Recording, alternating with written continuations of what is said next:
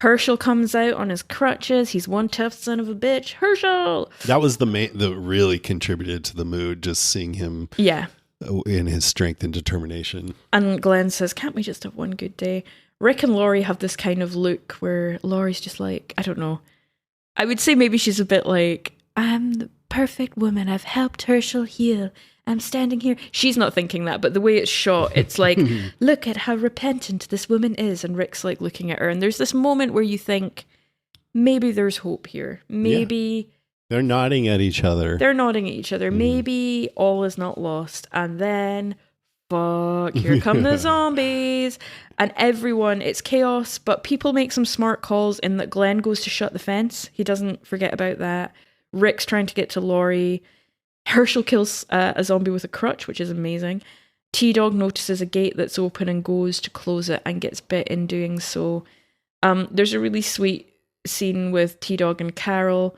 Carol saying, I'll do what I have to. You're not becoming one of those things. It's the pact, remember? So we can infer that they've got this pact that if one of them is bitten, then another member of the group will put them down. And yeah, T-Dog helps Carol.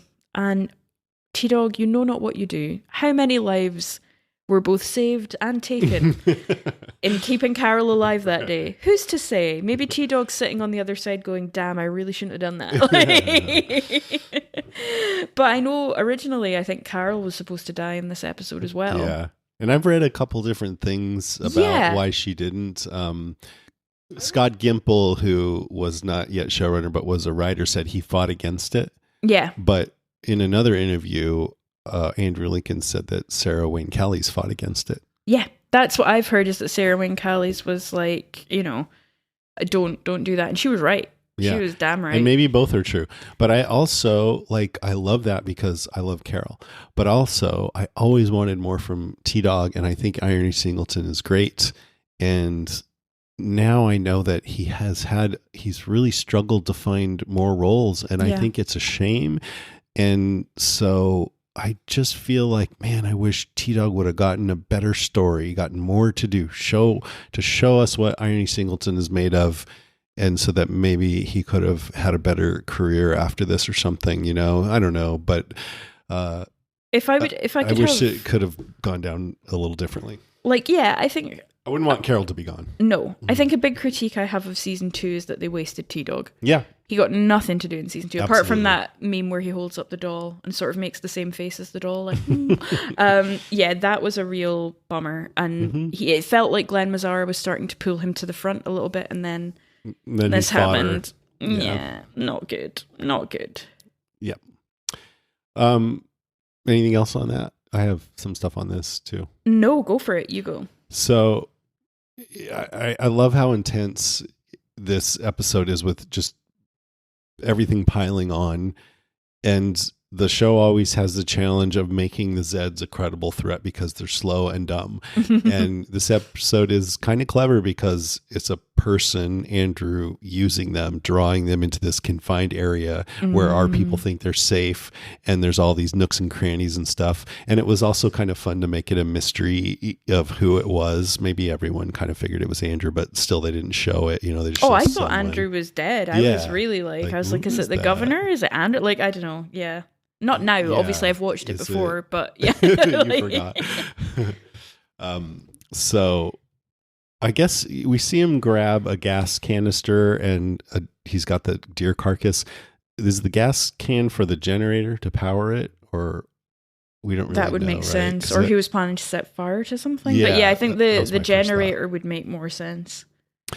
I was bummed to see T-Dog get bitten and ripped apart. Yeah, it was quite dramatic. That was pretty cool. They find his body, which I'd forgotten. They walk past him on their way back, which is just like, oh god, not nice. Just like them in the hallway, T-Dog and Carol with the lights flickering on and off, and the Zed's approaching, and then she's out of ammo. It's like, I'm gonna have a heart attack watching this episode.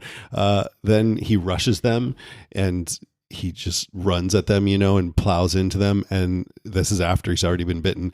And T-Dog had played football in college. That's where he got the name T-Dog, according to the wiki. So that's why he's plowing into them. Oh. And then we thought Carol could be dead, but Yeah. Right, at this point. Now I'm like, no, we don't see a body. She's alive. But at the time, I was like, oh. Yeah, I think I did too. But I think one reason she really needed to survive it is to make T-Dog's death meaningful. He's a hero, you know? Yeah, I think so. I mean, Lizzie and Mika might disagree, but... Then Lori, Carl, and Maggie, they get trapped in cell block C, I think. And Lori says, I think the baby's coming. So it's just like, oh, of course. Of course it is. The worst thing. Then zombies shamble around the corner. It's like, Jesus Christ. Mm-hmm. And then the door won't even close, but Carl just like closes it well enough. Then the whole thing in the generator room with Andrew, a really good fight with Andrew and Rick here as Daryl's Andrew is like fucking fighting for his life here. Is feral. Like it's brilliantly done. It's a good one. Then Oscar comes in and grabs the gun and everything, and that whole scene that we already talked about. So great, thrilling sequence here. And tragic, just such hubris for Rick of leaving Andrew to die, which he clearly didn't feel okay about. He clearly had some doubts, and it came back to bite him on the ass in a spectacular way. So, yeah. And those final scenes with just Carl on his own and Rick losing his mind, like, oh my God, my heart, man. I could see getting to a point now if I was Rick, which he does kind of get to, maybe not exactly this, but where you're like, no, I don't trust anybody new, and if anybody comes near me, I'm just going to kill you. Yeah. You know? Like after since he didn't just shoot Andrew, and then Andrew comes back and his wife ends up dying, and his we see that with Tyrese and Sasha, and they're the other two people that are with him, whose names I can't remember. Yeah, Rick refuses to even countenance having them in the group, and actually that's a mistake because Tyrese and Sasha are great, right? But I forgot about that. Yeah, it's that one question. Of Ben, I think. Yeah, it's that question. I think Rick asked T-Dog, whose blood would you rather have on your hands, these guys or Glenn and Maggie? I don't know why he picks on Glenn and Maggie. He's like, they're young and sexy. Right. But it is. I think that's a question that The Walking Dead forces us into again and again. It's not would you rather have blood on your hands, it's whose blood would you rather have on your hands, because you're going to get dirty. So right. How do you want to do it? Yeah, who do you want to protect? Know that are good and that you've spent time with, or this person who you're not sure about. Exactly. All right, that's all I got. What do you got? I'm the same. It's just, it's such a, I think that's a nice sign though. It's like a tight little episode because there's so much there. In terms of notes, yeah, nobody hugs Carl. I'm still shocked by that. I feel so bad that nobody is kind of, I think Maggie might have if she wasn't holding the baby. I think we've covered all my notes, to be honest. Okay. I've got some IMDb, but I'll go after you've done your notes. So let's see. Michonne, I think I did detect a Southern accent, and she didn't do that later, but here when she's talking to Andrea, she says, I'd rather take my chances out there than stay here. Yeah. Like that. Her voice is quite different. Yeah, it changed over time. When Andrea tells the governor she lost her parents, but when she was talking to Amy in the quarry, Amy said, Mom and Dad, I mean, maybe Florida wasn't hit so bad. Maybe it's better there. Do you think? And Andrea said, I think you have a bite, meaning they're fishing. So she ignores it. So I guess Andrea just presumes they're gone, but I don't think she knows for sure. No, I thought the same. I thought she's just decided for her own mental health that they're gone. Yeah.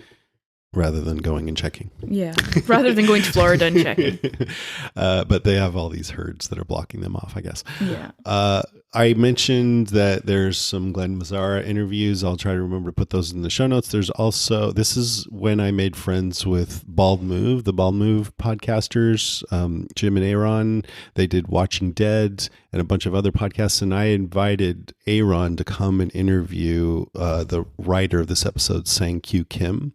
And we did like an hour interview with the guy. So I'll put a link to that. Oh, that's amazing. That's not a name we hear much more in The Walking Dead. No, because he was one of Glenn Mazzara's people, I think. And when Glenn Mazzara left, he left with him. Oh, that's a shame because it's a well-written episode. He's a great guy too. It was a good interview. I remember. I did that because it's a little vulnerable to say this, but I listened to Watching Dead and I thought they were so good, and they were negative about The Walking Dead a lot, but in a way that if you kind of maybe watch the show, or you just weren't quite as into it, but that was the podcast for you. Mm-hmm. And I love that there's all these different kinds of flavors of podcasts for the Walking Dead. I love Chris and Jason of Talking Dead. They're our family. They're our podcast family. And I was a little intimidated by the Bald Move guys, but I always felt like instead of considering other Walking Dead podcasts as competition, I should make friends with them. So I invited Aaron to come and interview Sankyu Kim. We became friends. We ended up podcasting together about stuff and doing conventions together, and it was great. That's amazing. I like that. The connections. They're good guys, yeah. So, and then the last one, two more. We did an interview with Irony Singleton. We didn't do an interview with him back then, but years after this, and it was amazing. And it was actually one of our most downloaded interviews ever, and it's episode 249, and that link is in the show notes. And we interviewed Sarah Wayne Callies briefly just before season 2 started, actually. So we didn't get to get her take on all these scenes, but it's still, I wanted to bring it up since this was her final episode. So that's number 43, and I'll put links for all those in the show notes in case you guys are interested. Yeah. Last note for me is last time I was mentioning stuff that former Walking Dead actors are in, and I forgot to mention that Jeffrey Dean Morgan is in The Boys season 4. Oh, is he? Yep. And I'm only a couple episodes into that, but I've enjoyed watching him on there so far. And also I found out Tom Paine is in that Kevin Costner Western Horizon along with Michael Rooker, the Jesus actor, Tom Paine. Isn't Laurie Holden also in The Boys? Yeah, she was in it in season 3. That's amazing. That's right. So what do you got for IMDb? IMDb. So timeline wise, we're on day 302. Mm-hmm. The last prison episode, we were around 296. So about a week has passed. Okay. IMDb dive. The scene where Maggie must perform a C-section on a still living Laurie was so troublesome for actress Lauren Cohan that she nearly quit the show. It wasn't until a talk with co-star Stephen Yeun that she changed her mind and continued the show. I mean, if she knew what was to come, would she have made the same decision? So Judith is played by 6-week-old twin sisters Adelaide Cornwell and Eliza Cornwell. Their Brilliant. uncle, so good. Their performance so moving. Their uncle, Brendan Cornwell, also had a role in The Walking Dead. He played a Woodbury survivor in episodes 3:9, 3:10, and 3:16. It's a family affair. This is the 5th highest rated episode of the series. This is as of February 2016, behind No Way Out, season 6:9, Too Far Gone, 4:8, No Sanctuary, 5:01, and Thank You, 6:03. All after this. Best is yet to come. Best is yet to come.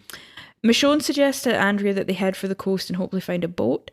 Like in the TV series Fear the Walking Dead, Victor Strand is the only other character in the 2 zombie apocalypse shows to suggest this to their group. This fact is incorrect, actually, because T-Dog wants to go to the coast when the farm is overrun. But I don't know about a boat, though. Doesn't say a boat. He says the coast, yeah. The death of 2, what IMDb calls Atlanta originals, Laurie and T-Dog. As we mentioned, Carol was originally going to be killed off in this episode, but the producers decided to scrap the idea. For the C-section scene, Sarah Wayne Callies drew on her real-life childbirth experience, which she described as a battle. Sarah says Laurie always saw her pregnancy as a death sentence. The episode titled The Killer Within has a double meaning as a reference to the unborn baby being a threat to Laurie's life, as well as the subplot involving the unknown person sabotaging the prison from the inside. They used a radio-controlled prop baby with moving arms and legs for the birth scene. Oh, that sounds really creepy. The memory of the fallen is honoured in this episode by the replacement of regular music with utter silence during the end credits.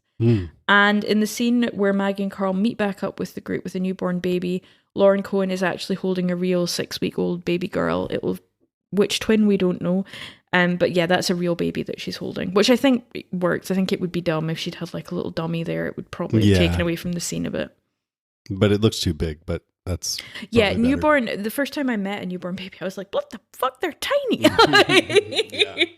I remember after Jenny gave birth and they put Nico in a little like incubator thing, or not incubator, just a little cradle thingy under a warm light. So I guess it is an incubator. Anyways, and she was just over on the bed recovering, and the doctor and nurses are all with her, and so it's just me staring at this new little baby.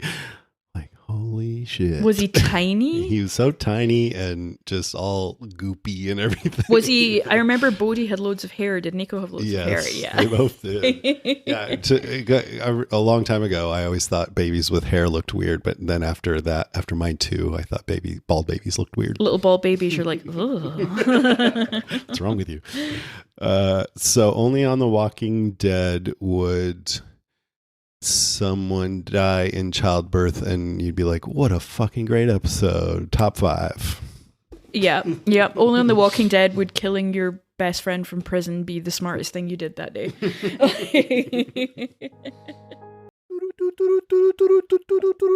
Infected news.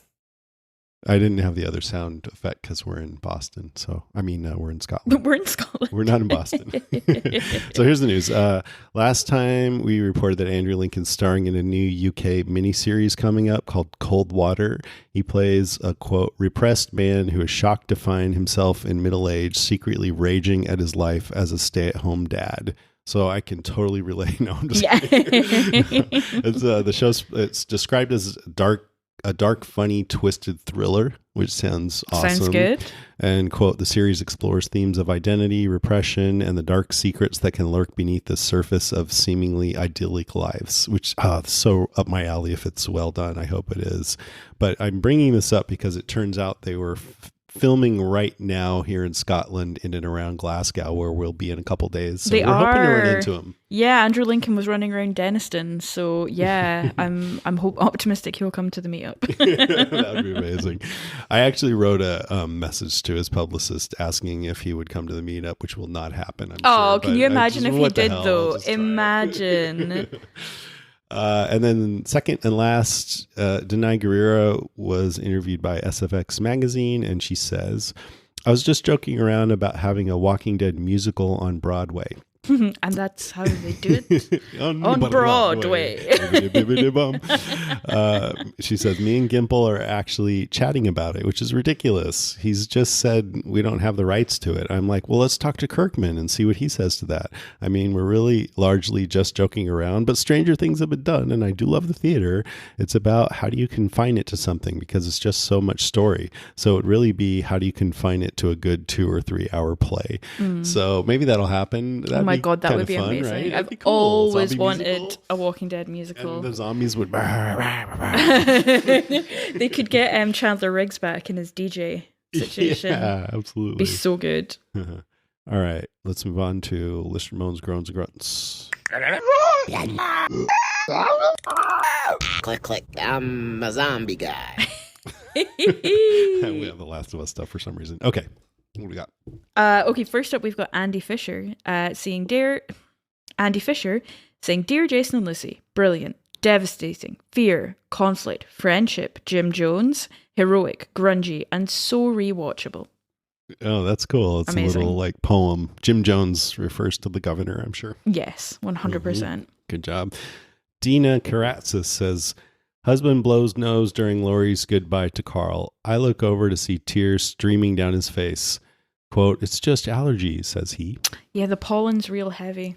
Around this time of The Walking Dead. Alma Contreras says, oh man, this one is rough. I may not be a big Lori fan, but I didn't ever want her to die giving birth and then get eaten by a walker. Poor Carl having to shoot his mama so she don't turn breaks me every time. Yeah.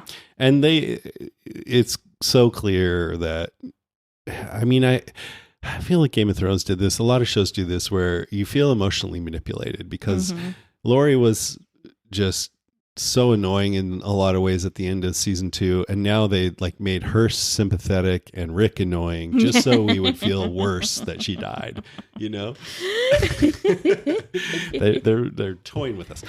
Nick Archer says, this one has haunted me, as I imagine it has for the vast majority of us. It sucks just as much every time. I'm a pretty hard nut to crack, but it feels like a 3-pronged attack. T-Dog, Lori, and Rick's reaction. I'm always crying during Lori's monologue, and then Rick's, oh no, as he bends down to Carl, opens the floodgates. Good luck with this one. Good. Well said, Nick. Oh no. Yeah. Carly Jackson says, I love Laurie's final words to her son. If it doesn't feel right, don't do it. I think those words are truly embedded in his soul. In that last moment of the episode, Rick is so distraught and Glenn goes to comfort Maggie, yet no one goes to comfort Carl. This poor child just watched his mother die and no one goes to hug him. Heartbreaking. Could not agree more, Carly Jackson. Could not agree more. All right, here's a call from Steve Brown. Hello, the cast of us. This is Steve, and this is for The Walking Dead, Season 3, Episode 4, Killer Within. I don't remember this. Why are they luring these walkers to this deer? Oh, is this the guy that Rick left outside for dead? Glenn and Maggie up in the guard tower. They were just up there last night. Daryl. And Maggie's, I love Maggie's, so gross. I love Daryl. Identifies with these guys, and he's like, hell no, I don't want him in here with us. Meanwhile, back at Woodbury, Michonne is snooping around. And Rick's already... Steve's so happy right now, but this is going I know, it's going to go bad. She's talking snooping. about planting crops and not doing it in walker-rotted soil. Oh, that is a whole bunch of walkers. Oh, I forgot about T-Dog getting this early. Okay, Andrea, good by Merle's standards. Not really sure you would take his word about the governor. I mean, fair. Glenn with the machete knocked through the head. That's great. Oh, so not Axel and Tiny. Wait, is that Tiny? Because they weren't there to activate the klaxons. This is tense. Even though I kind of remember what happens, but still, Lori's going into labor, and Steve. Carl and Maggie and Lori are stuck, hiding from the walkers. Meanwhile, back in Woodbury, the governor is hitting golf balls. Oh, and Maggie's... Yeah, I forgot to mention that, but there's a lot of really sharp cuts, or there's two, where it's like, chaos, chaos, chaos, and then here's the governor golfing, and then there's another one of death, death, death, and then it's like Governor and Andrea having a drink. Yeah, it's like, having a whiskey. Serene. Gonna have to deliver the baby? I don't know nothing about birthing no babies, but is that much blood supposed to come out? No. T-Dog sacrificing himself to let Carol escape. Oh, and he just told her his first name is Philip. It's Andrea and the governor. Interesting. Well, they found the generators, and there it is, the guy he left outside. Okay, so he shot the other guy. Rick got the alarm shut down, but man, that was tense. Well, good prediction, Lori, but no, Carl, unfortunately, is not going to beat this world. No. Oh, sorry about that. Well, there were spoilers, right? And did that really work, okay. cutting along the same scar to get the baby out? I don't know. I don't know nothing about birthing no Yeah. babies. Oh, the baby's out. Oh, and now the baby cries. Oh, and Carl's going to be the one to... Oh, and Rick can just tell from the look in Carl's eyes. And Andrew Lincoln and Chandler Riggs, both so powerful right here. And even Lauren Cohan. Oh, all of them. So good. Ooh. All right. Wow. I think Maggie should have a t-shirt that says, I don't know nothing about birthing no babies. So leave me alone. Thank you, Steve. I appreciate you sending that in and being emotional about it. So good. Yeah, very good. So good. All right, next we have Nathan Eshelman who says, I just want to give a shout out to Irony Singleton. Whenever people think back on this episode, they think of Lori. Guilty, and rightfully so. But as a result, I think T-Dog's sacrifice gets overshadowed in people's memories. Irony came back to voice T-Dog in The Walking Dead Destinies. Yeah. That's that game he's talking about where they let you do different things.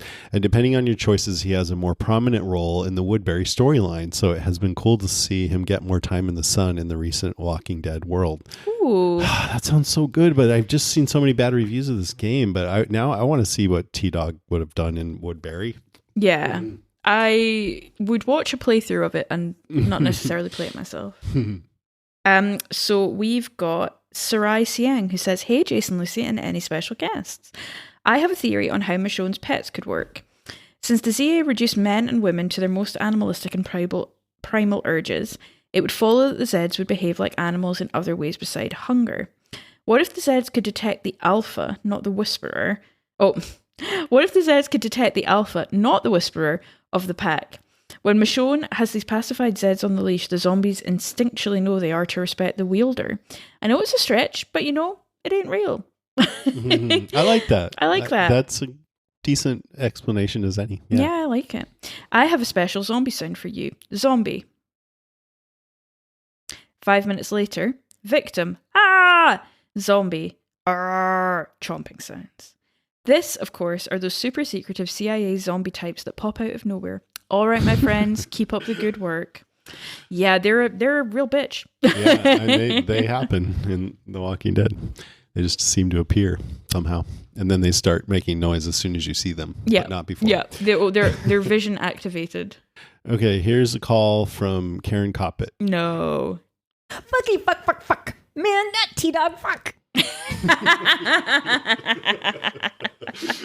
Always a classic. Oldie but a goodie. All right. Rachel Teal Edwards says, "Fuck, what an episode." I know you'll probably use the audio from Laurie's death scene as the lead-in for this episode, but I think it should be this exchange between Merle and Andrea. Why didn't we ever hook up? You called me a whore and a rug muncher. Got away with words, don't I? I don't know if that's the core of this episode, but it's funny as hell. Yeah. And despicable. Andrea's worst idea yet is asking Merle if the governor is a good man. If only she'd used an ounce of logic. Merle and I probably have different standards for what a good man is.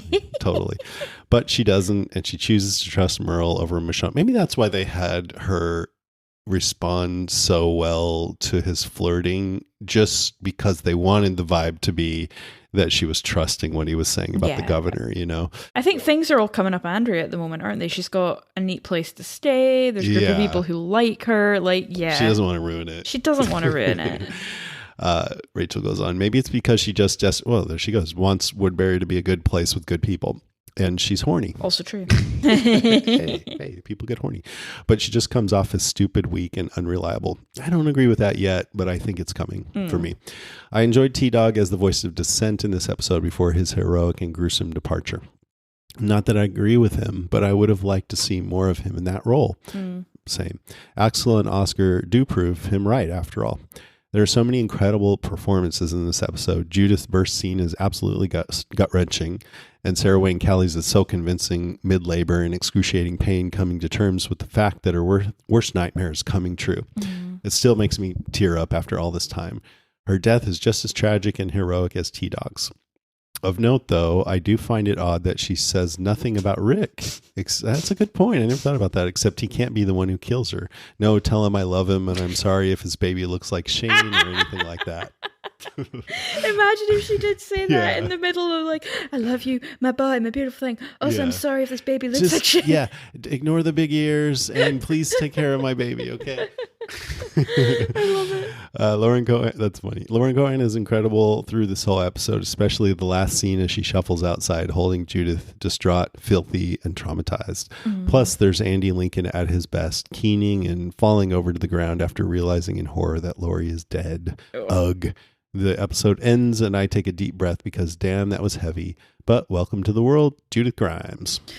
Judith Grimes is here. Yay. Karen Shee, our friend, says season 3 really is peak iconic Walking Dead. It's dirtier, grittier, and things seem more dire than ever, what with threats both inside and outside the prison.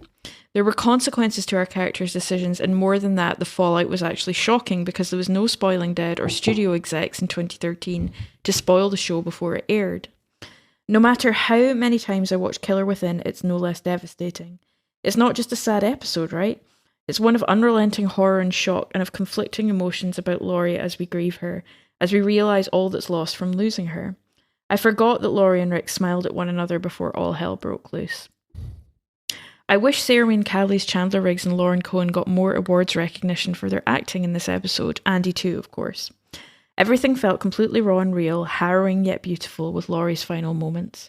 What gets me most is when Laurie reaches up, wipes away Carl's tears and cups his little face in her hand as she says goodbye. It's when Carl pleads with Maggie, no, she's my mom, and after the flashback he takes a breath and crouches next to Laurie's lifeless body before dispatching her. What were his final words to his mother? Laurie may have been a shitty mother, but Laurie may have been a shitty mother, inverted commas, but she sacrificed herself for Judith. It's a stance that's wholly different from season 2, episode 3, where she argued against bringing a baby in the dark and dank boiler room of a world. To me, she got her redemption. Yes, I've overlooked T-Dog's death, but so did the writers.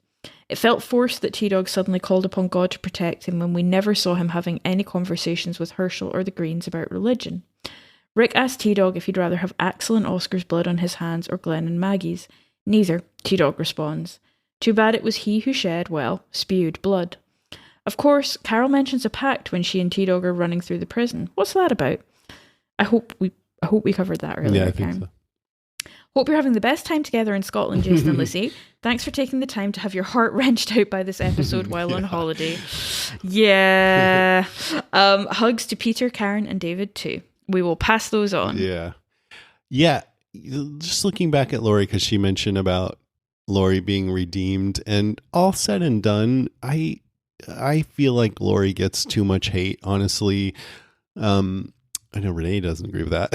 Yeah. Hi, Renee. But I think, they had a troubled marriage, Lori and Rick, and I'm not convinced they ever should have been together in the first place. And I didn't like Lori's response to Rick telling her about Shane, and I don't blame him for not wanting to be with her anymore, or at least wanting some space from her. I don't think he handled that well at all. But anyway, back on Lori, like, aside from that response, and it's such a hard thing, I give her a lot of leeway there. Like, there's plenty more characters in The Walking Dead who are way, way, way worse than anything Lori ever did, in my opinion. I think they, in a way, almost overcorrect this season. Like, she's so repentant and so like, I'll help Herschel, I'm a crap wife. Like, I don't know. Yeah. She's not the worst. She's not the worst. I mean, she's not the best. Like, she's not the best. The way she did with Shane, like, she could have handled that a lot better. But yeah. Overcorrected. I agree with you on that. Okay, now we have a couple more calls. These are both about last week's episode. The first call is from Tej. Oh, Tej. Hi, it is Tej from Wisconsin. Finally caught back up, and I'm now ahead of you on the rewatch, but not too far Sneaky. ahead. Sticking with you now. Two thoughts. One, episode 3 for season 3. I hate these bottle episodes with a passion, and I can't shake the feeling that they did it so they would have to pay fewer, like, actor fees per episode. I think they get paid per episode they appear in. I'm not really sure. That might be not true, but I like it. So I'm going to... Just to remind us, because we just taken a week off here, it was when we saw all about Woodbury with Andrea and Milton and everything, and Rick and the gang weren't in it. What happened last week? There was no podcast, right? No one came in and covered for us, did they?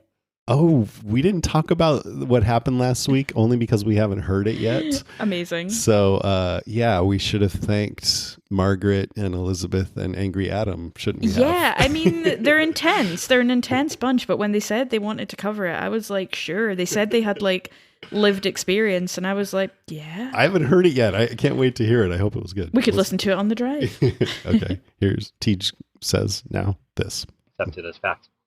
But I hate the bottle episodes. And I know, Jason, what you're going to say, you're going to be like, oh, but what about Clear? Or what about the Peacemonger, whatever. And to which I say, no, because remember the 2-episode detour in season 4 where the governor meets Tara and eats macaroni and beef or whatever. Oh, I hate them. Anyway. I didn't hate those episodes as much as everyone else. And I will stand up for these bottle episodes if they're good. I love them. But we don't have to agree on everything, Tej. True. Episode 4, here's my feedback. I'm sure everybody's going to call about how heartbreaking and heart-wrenching Lori's goodbye scene was to Carl, and I agree. So I'm not dwelling on that, not because I don't think it, just because I know you got that feedback already. Here's what I have to say. They were, Maggie and Carl, real quick to assume Lori was dead. I saw her pass out from the pain. I did not see them check for a pulse, check for breathing. Like, I'm not so sure she was dead before Carl took care of what he did, and I don't know how I feel about that. That's just my one observation. Jason, Dr. Lucy, thank you so much for doing this rewatch. I am so excited about it, and your pacing is perfect because when I fall behind, I don't fall behind too far. Aw, Tej. Nice. Good to hear from you, Tej. I think she had pretty much bled out, but I could be wrong. She was still alive. She could have survived. She could have made it. Carl. I'm not dead yet. Wait. Did you say something? Oh, Tej. I hope you're well. Tragic. All right. And then one more call from Renee. Hey guys, this is Renee calling in about The Walking Dead. Hey, Renee. This episode here, the governor is my all-time favorite villain ever. Ooh. Cool. Out of everyone, the governor, to me, was the best villain ever. He was psychopath. He was clearly unhinged, but I don't know, for whatever reason, I truly love the governor, and I was happy to see Michonne, but I'm not liking Michonne's hair. I don't like her dress. Her dress look a mess, and I was trying to watch the episode, and I'm like, okay, girl, stop looking at Michonne's hair, okay? But I couldn't. Whoever did her dress, they need to fire them and hire someone else, because they even look the mess in the ones who live. They look the mess then, and they look a mess now. They had King Ezekiel's dress looking much better than Michonne's. So I know y'all like, girl, why are you talking about Michonne's hair? You supposed to be talking about The Walking Dead. Okay, so back to the governor. The governor is unhinged, and he's a psycho. And I never understood why he had those heads inside of, look like different aquariums and all of that water, whatever the hell it was in. I never understood that, except he's just crazy. And I guess for me, with people, I'm trying to figure out, it's only been like, 7, 8 months, 10 months at the most, a year. Like, these people had to be psycho from the beginning, and they just hit it. They was just living everyday, regular lives, and as soon as the apocalypse hit, their real self came out. Because how do you just become that crazy? Just crazy. I mean, I don't care. I know his wife died, the daughter got bit, or whatever happened. I forgot what the story was, but so you just become a crazy person. It's just like even with Negan. Negan went from being, I think he was a gym teacher or something, to just being a psychopath. Like, I don't understand that. I can't wrap my head around that. Like, you have to be an evil person, and you was an evil person before the apocalypse, and you just couldn't be evil because it was laws, and you can go to jail and all of that. Once the apocalypse, it was like, do what the hell you want to do, and you just allow your evil self to come out, because these people are unhinged, crazy. The villains on The Walking Dead are like super crazy. And I know people always say things about Rick, but it's like Rick did things for the greater good. He didn't do it just because he was a psychopath. Not to me. Rick Grimes is not a psychopath and never will be a psychopath. Never, ever, ever, ever. Not in my eyes. I never saw that with Rick. Did he do some things? Yes, he did. But again, it was always for the greater good, and it was for the people that he loved. He did not actually go and try to just harm people just because you're a psycho, and they were psychos, and the governor is definitely a psycho. And the governor, even when he was stabbing the people in the head, because Michonne and Andrea didn't know that everyone was infected. So, but he seemed like he was getting off on it to me. Mm-hmm. The governor, that's how I viewed him. And Andrea is like, she just do too much. Like, girl, look, if something looks too idyllic, that should have been a red flag. You should have known that something was not right, and you should have listened to Michonne. And I'm never going to forgive you for not listening to Michonne. Alrighty, that's it. Talk to you guys later. Peace and love. Bye. Bye. I mean, I think one of the things about the show is it's about, let's put everyone through hell and then make it even worse, and then even worse than that, and see what they're made of, right? And so some people who might have been fine in civilization get pushed to their limit and crack. Yeah. But that said, the governor, I that's one of my criticisms of the governor is because you know how I am. I always try to understand why people do what they do and try to get in their heads.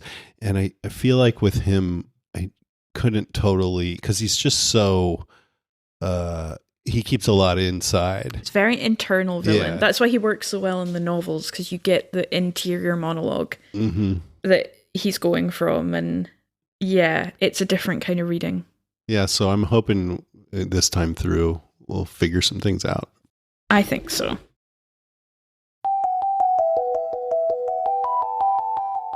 All right, that is our show, episode 590. Thank you so much for listening, everybody. Next episode, we'll have The Walking Dead Season 3, Episode 5, Say the Word, of which I have zero memory about. It's a really happy one.